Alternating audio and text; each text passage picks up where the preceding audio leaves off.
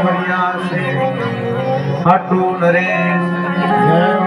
श्री नामदेव महाराज, श्री तुलसीदास जी महाराज, जय जय श्री राधे, जय जय श्री राधे, जय जय श्री राधे। भावे रसिक भक्त श्रोतागण माता बहन, कथा की शोभा बढ़ाने वाले छोटे छोटे भाई बहन, श्रेष्ठ महाभाग यजमान परिवार, आप सभी श्रोताओं के हृदय में जो परमात्मा विराजमान है उनके लिए मेरा वंदन नमन। माता दी सुशीला जी के ऊपर भगवान की विशेष कृपा हुई है। तो श्रीमद् भागवत की कथा सुनने के लिए इन्हें प्राप्त हुई। अनेक जन्मों के भाग्योदय होते हैं तब कहीं जाकर के सत्संग की प्राप्ति होती है।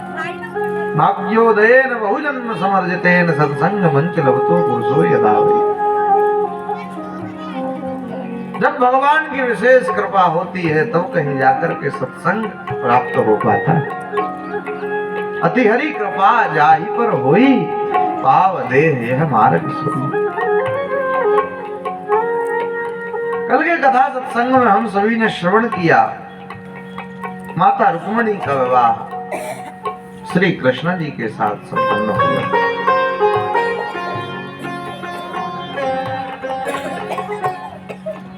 जब श्री रुक्मिणी जी ने कृष्ण को पत्र भेजा, उस पत्र में लिखा, श्रुत्वा गुणान भुवन सुंदर श्रणवता निर्विश्रकर्ण विवरे हरतापम रूपम रसाम रसिमता खिलाम ध्यायच्युता विशति चित्रम पत्रम। अभी रुक्मिणी जी ने फेस टू फेस भगवान श्री कृष्ण को देखा नहीं है तो सुना है। बार बार कहते थे उनके पिता भीष्मक, राजा भीष्मक के 5 पुत्र हैं।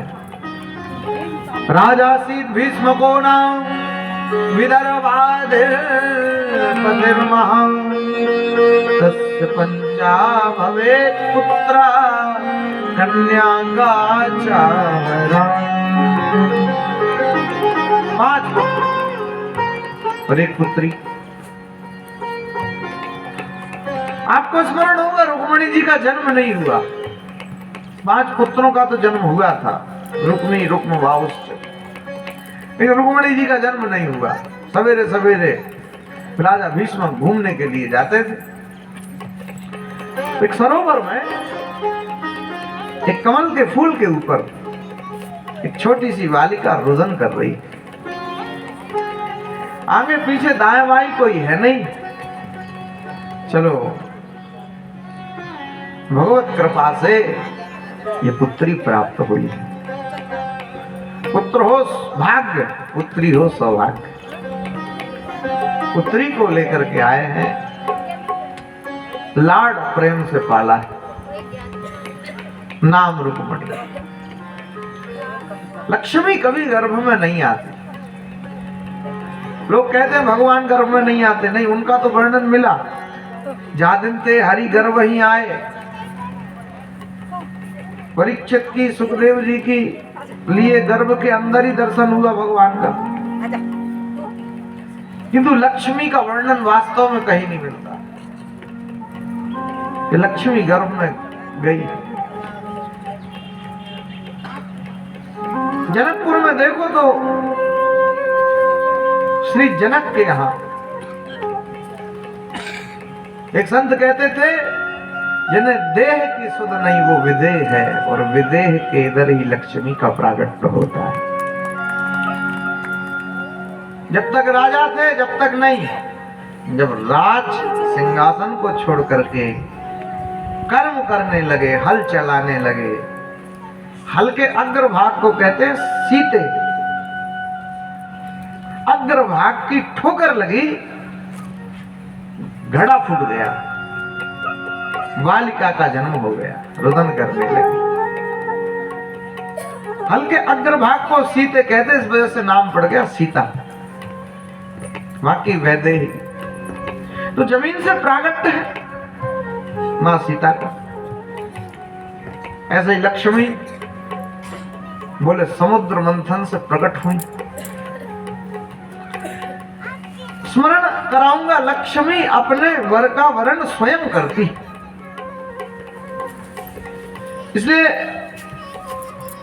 सब लड़ने लगे, लक्ष्मी जी से विवाह हम करेंगे। बोले तुम सब लड़ो मत, लाइन में खड़े हो जाओ, ये तो अपने वर का वर्ण स्वयं ही कर लेंगे।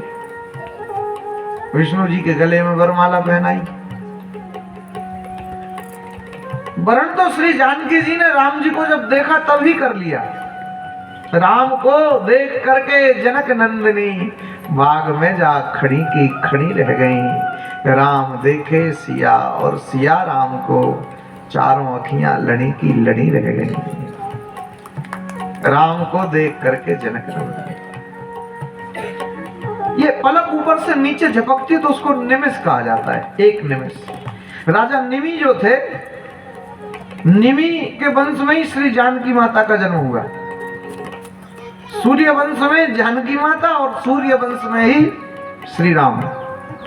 लेकिन वो लंबा हो गया समाज। तो राजा निमि जो थे, उनका शरीर छूट गया था श्राप बस। तो वो पलकों पे आकर के बैठ गए थे। एक संत कहते थे कि जब श्री सीता जी ने राम जी को देखा तो राजा निमि उधर से अलग हो गए, इस वजह से पलक जो थी वो झपकी नहीं। राम और सीता एक दूसरे के लिए देखते रहे।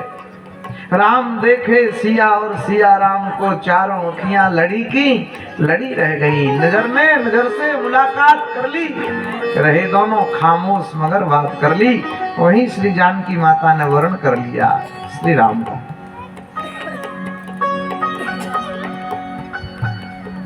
फिर तो भगवान ने धनुष तोड़ा। ऐसे ही मां रुक्मणी जी ने अभी कृष्ण को देखा नहीं, सुना है, इसलिए श्लोक में लिख रहे हैं। रुक्मणी जी ने जो पत्र कृष्ण को लिखा, उस पत्र में क्या लिखा? श्रुत्वा गुणान भुवन सुंदर श्रवणावतां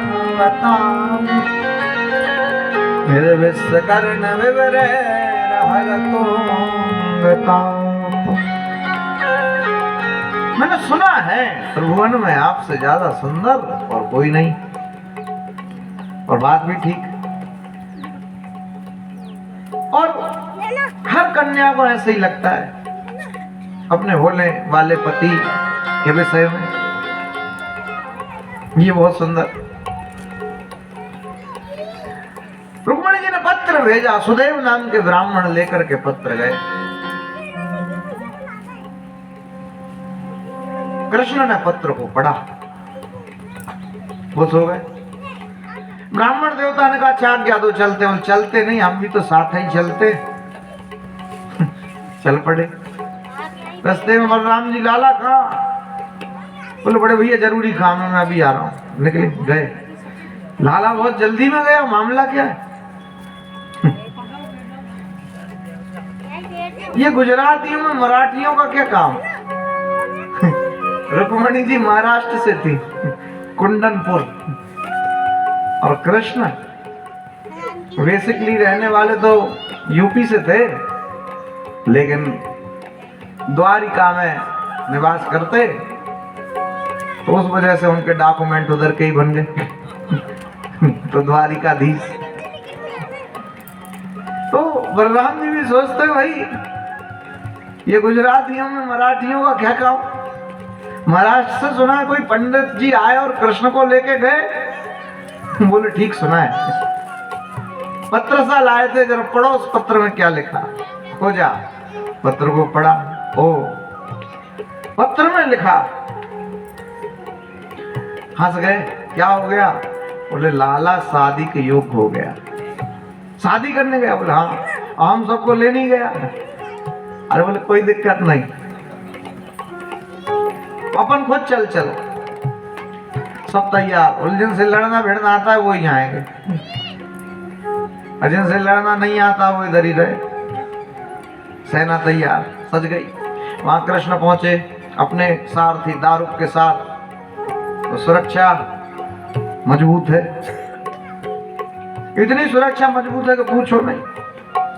महल को घेर रखा है सैनिकों ने, चप्पे चप्पे पर सैनिक, कोई भीतर ना जा पाए। बगैर आइडेंटिटी कार्ड दिखाए कोई भीतर जा ही नहीं सकता।